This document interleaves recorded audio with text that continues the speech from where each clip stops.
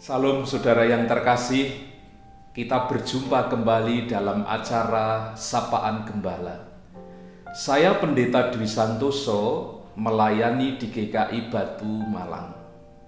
Pada kesempatan ini, firman Tuhan yang menjadi dasar perenungan kita diambil dari Ibrani pasalnya yang ke-10 ayat 19 hingga ayat 24 yang berbunyi demikian. Jadi saudara-saudara, oleh darah Yesus, kita sekarang penuh keberanian dapat masuk ke dalam tempat kudus, karena Ia telah membuka jalan yang baru dan yang hidup bagi kita melalui tabir, yaitu dirinya sendiri. Dan kita mempunyai seorang imam besar sebagai kepala rumah Allah. Karena itu, marilah kita menghadap Allah dengan hati yang tulus ikhlas dan keyakinan iman yang teguh. Oleh karena kita telah dibersihkan dari hati nurani yang jahat dan tubuh kita telah dibasuh dengan air yang murni. Marilah kita teguh berpegang pada pengakuan tentang pengharapan kita, sebab Ia yang menjanjikannya setia. Dan marilah kita saling memperhatikan supaya kita saling mendorong dalam kasih dan dalam pekerjaan baik. Saudara-saudara, renungan kita saat ini saya beri judul Menemukan Jalan Baru. Saudara, bagi para pendaki gunung, menemukan jalur pendakian yang baru merupakan kabar gembira. Jalur yang belum banyak dieksplor biasanya menyajikan tantangan tersendiri. Entah sudut kemiringannya yang tajam, entah jalur yang minim petunjuk, entah itu jalur yang sepanjang perjalanan itu minim akan mata air, atau bahkan mungkin jalur yang terjal. Banyak kesulitan yang lain di dalam jalur pendakian yang baru. Bagi para pendaki, kesulitan-kesulitan itu merupakan tantangan. Karena itu sekalipun mungkin ada saja orang yang menyerah, tetapi bagi pendaki sejati, tantangan itu tidak membuat mereka berhenti berjalan di jalur yang baru itu, karena mereka punya sebuah tekad yang kuat untuk mencapai sebuah tujuan, yaitu puncak tertinggi. Saudara-saudara yang terkasih, jika hidup kita itu diibaratkan seperti sebuah perjalanan, maka Tuhan Yesus menyediakan jalan yang baru, bukan jalan yang tanpa arah, bukan jalan yang tidak jelas petunjuknya, bukan jalan yang menyesatkan, tetapi jalan yang baru itu adalah jalan yang memimpin kita kepada hidup yang baru bersama dengan Bapa. Ibrani 10 ayat 20 mengatakan, Ia telah membuka jalan yang baru dan yang hidup bagi kita melalui tabir, yaitu dirinya sendiri. Tuhan Yesus adalah jawaban bagi setiap pendaki jalan ke langit, jawaban bagi setiap peziarah rohani, jalan bagi setiap orang yang ingin samit berjumpa dengan Bapa. Yesus menyediakan dirinya sebagai jalan. Dan itu yang Ia katakan dalam bagian lain. Yohanes 14 ayat 6. Di sana Tuhan mengatakan, Akulah jalan dan kebenaran dan hidup. Tidak ada seorang pun yang sampai kepada Bapa kalau tidak melalui Aku.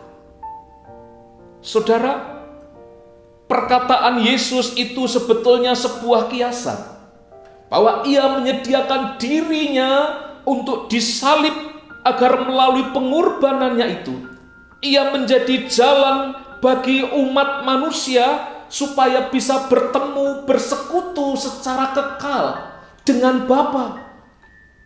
Sebab dosa yang selama ini merintangi persekutuan antara manusia dengan Allah itu telah dibereskan oleh Tuhan Yesus di atas kayu salib. Dengan demikian, jalan yang baru itu adalah jalan keselamatan, adalah jalan kebahagiaan, adalah jalan sukacita yang dapat mengantar orang percaya kepada Kristus untuk menikmati puncak kemuliaan, yaitu bersama Bapa.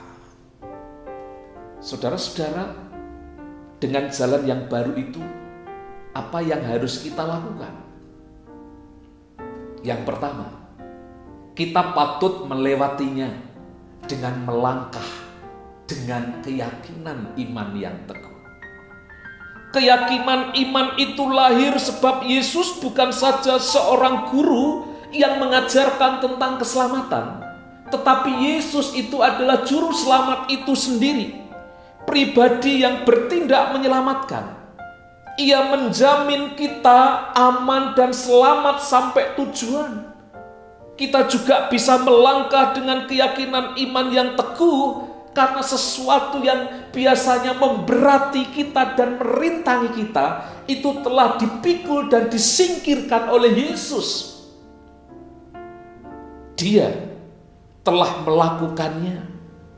Di dalam ayat 22 di sana dikatakan, hati kita telah dibersihkan dari nurani yang jahat oleh Tuhan Yesus, sehingga di jalan yang baru itu kita bisa melangkah dengan sukacita. Yang kedua, kita melangkah dengan saling memperhatikan para pejalan yang lain. Sebab yang percaya kepada Yesus bukan kita sendiri, tetapi banyak orang lain, sesama kita, saudara seiman kita. Orang-orang yang menaruh hidupnya kepada Yesus sebagai Sang Juru Selamat. Saudara, kita mau belajar dari kumpulan rusa yang ada di Afrika. Biasanya ketika mereka berhenti merumput, mereka sedang duduk-duduk di hamparan rumput sabana. Biasanya mereka duduk melingkar dengan masing-masing menghadap keluar. Apa tujuannya, saudara? Tujuannya adalah supaya mereka bisa saling melihat satu dengan yang lain. Dan yang kedua, tujuannya adalah supaya mereka bisa saling mengawasi, saling menjaga diri dari kemungkinan munculnya, hadirnya sang penjaga. Pendek kata, apa yang mereka lakukan dengan perilaku itu adalah sebuah naluri untuk saling menjaga.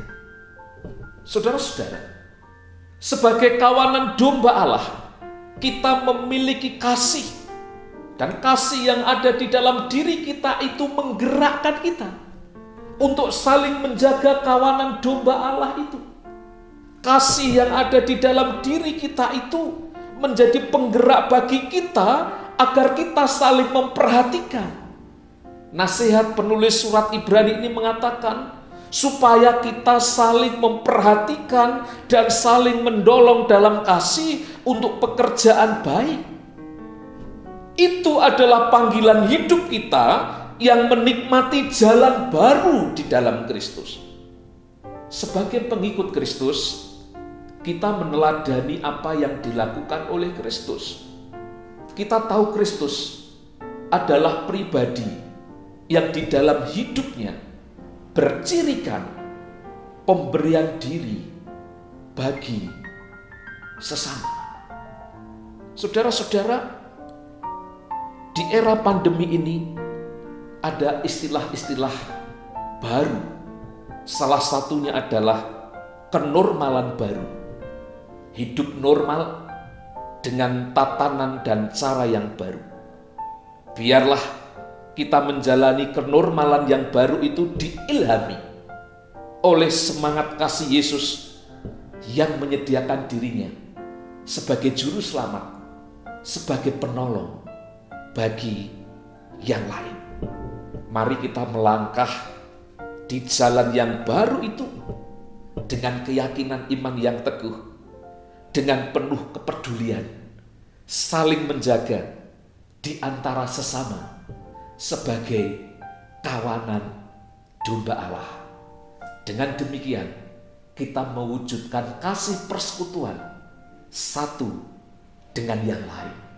Di jalan yang baru itu, kita melangkah dengan keyakinan yang iman yang teguh, bahwa di ujung sana kita berjumpa, bersatu dengan yang lain, bersama-sama dengan Kristus, Sang Penuntun setia, Gembala Agung, di dalam persekutuan yang kekal bersama dengan Bapa. Tuhan memberkati kita. Amin. Saudara, mari kita berdoa. Tuhan Yesus, terima kasih untuk firman-Mu pada saat ini.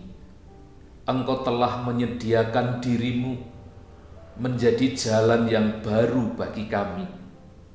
Biarlah kami boleh menjalaninya bersama dengan Engkau, supaya di sepanjang perjalanan hidup kami mengalami aman, selamat, dan damai sejahtera.